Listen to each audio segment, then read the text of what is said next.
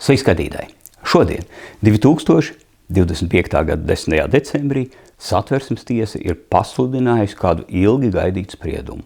Spriedumu lietā par tā saucamajām likumiskās zemes lietošanas tiesībām un kadastrālajām vērtībām saistībā ar to. Šis koncepts pasaulē unikāls ir Latvijā radīts 90. gados, kas nosaka to, ka var būt dalītās īpašumtiesības. Kādam vienam piederēt zeme un kādam citam piederēt būves uz šīs zemes. Ne pamatojoties uz apbūves tiesību, bet uz likumu. Tas ir pilnīgi aplams koncepts, kurš toreiz tika radīts dažādu motīvu, iespējams muļķības, aplamības, varbūt kādreiz kādas alkatīvas motīvu vadīts. Un tomēr tā tas ir. Tas ir radīts, un šis jau ir 8. Satversmes tiesas spriedums, kurā tiek meklēts taisnīgs risinājums. 23. gada 2. maijā Satversmes tiesa norādīja. Likumdevējiem noteica, ka zemes lietošanas tiesība atbilst satversmei, bet norādīja likumdevēji, lūdzu atrodiet, birokrāti dārgie, lūdzu atrodiet taisnīgu risinājumu attiecībās starp zemes īpašniekiem un būvju īpašniekiem. Pagāja laiks, tika radītas 2 kadastrālās vērtības, un apmēram pirms gada es filmēju video sakot, ka šīs 2 kadastrālās vērtības un pats galvenais izmainītā metodika, nosakot universālo kadastrālo vērtību, ir katastrofa. Tāds bija mans vēstījums jums. Un, zināt, pēc šīs Satversmes tiesas sprieduma, arī Satversmes tiesa, protams, citiem vārdiem, bet būtībā ir pateikusi to pašu. Ko Satversmes tiesa savā spriedumā pasaka?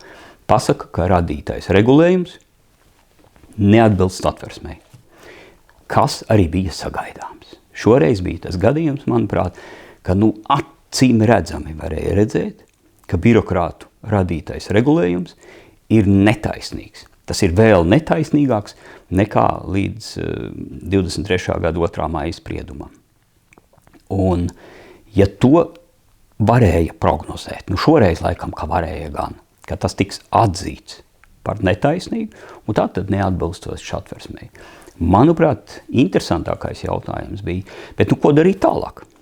Ko zemes būvju īpašniekiem, ko darīt tālāk? Jo šodien vēl ar vienu ir zemes īpašnieki, kuri, piemēram, saņem šo te atlīdzību no būvju īpašnieka, norēķinās ar pašvaldību samaksājot nekustamā īpašuma nodokli, un te jau vēl paliek parādā, vai ar ļoti maz, kas paliek pāri. Skaidrs, ka tas taču ir netaisnīgi, vai tad tur vēl varēja būt kādi šaubas. Bet ko darīt tālāk? Un tas man bija liels jautājums, par to es šaubījos, un man ir liela interese gaidīju šo spriedumu. Un ko pasaka Satversmes tiesa? Satversmes tiesa saka tā, šis regulējums atrast šo te līdzsvaru, taisnīgumu, ir ļoti grūti, un tam ir vajadzīgs laiks. Un tāpēc Satversmes tiesa saka tā, birokrāti, vēl 1 gads jūsu rīcībā. Šobrīd viss paliek 2 kadastrālās vērtības, un taču atrodiet beidzot taisnīgo risinājumu. Pēc būtības to ir pateikusi Satversmes tiesa. Līdz 2027. gada 1. janvārim. Bet ir gan viena lieta, kas ir jau jārīkojas tūlīt. Ir jāatlīdzina tiem zemes īpašniekiem, kuri šajā jau 25. gadā saņēma tik mazus ienākumus, ka, kā jau es teicu, ka te jau varēja samaksāt nekustamā īpašuma nodokli, un varbūt nedaudz palika pāri. Bet šī galīgi nebija taisnīga atlīdzība, ko saņem zemes īpašnieks.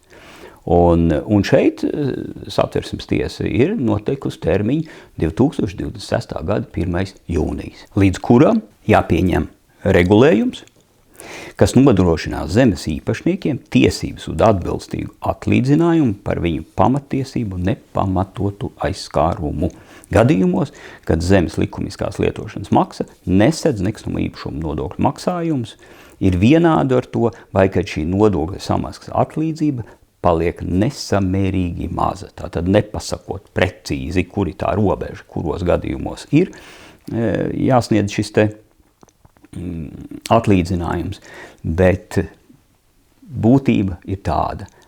Birokrāti, lūdzu, beidzot sākat kaut ko darīt un atrodiet taisnīgu risinājumu. Pieļauju, ka tas nav viegli, bet tāpēc mums ir valsts pārvaldība. Lūdzu, strādājiet. To ir pateikusi kārtējo reizi Satversmes tiesa. Ar to arī noslēdzu šo video. Paldies, ka skatījāties. Visu labu!